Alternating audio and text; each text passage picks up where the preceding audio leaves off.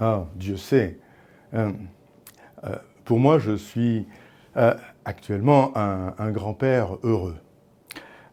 Je m'occupe de 3 petits garçons qui viennent de perdre leur maman. Et donc, je commence une carrière d'instituteur. Et j'assiste à l'éveil de la raison. Et pour un philosophe, c'est une expérience formidable. Accessoirement, je suis un philosophe.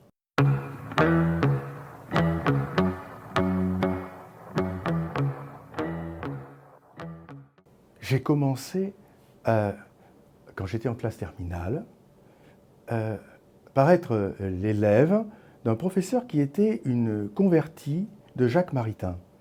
Donc elle m'a familiarisé avec le thomisme et avec l'œuvre d'Henri Bergson. Et ce sont 2 références que j'ai conservées tout au long de ma vie.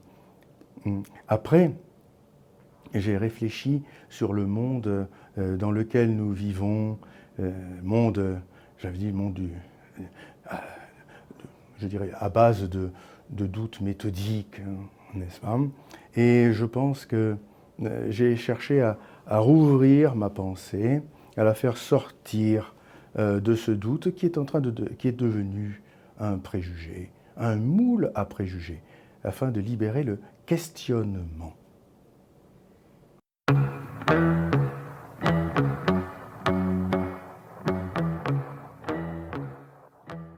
Parce que elle est dirigée par le père Vénard, que je connais depuis très longtemps. Et puis, je dois dire, il m'a proposé en gros, de traiter un thème en 1 minute. Alors, je me suis rappelé que Marx, auquel on posait la question « Pourquoi avez-vous fait un si gros livre ?», avait répondu « Je n'ai pas eu le temps de faire court ».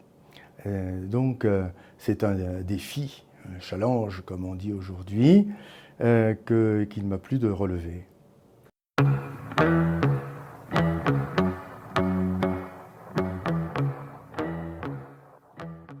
Oui, certainement. De par ma famille, je suis plutôt issu des Lumières. C'était le courant dominant chez moi. Mais justement, j'ai senti assez vite que la tolérance dont on faisait grand cas était une tolérance en carton-pâte. Et que le doute sur lequel on se fondait était devenu un préjugé. Alors, j'ai donc voulu chercher à questionner d'abord le doute. Et je crois que ceci, peu à peu, m'a reconduit à la foi.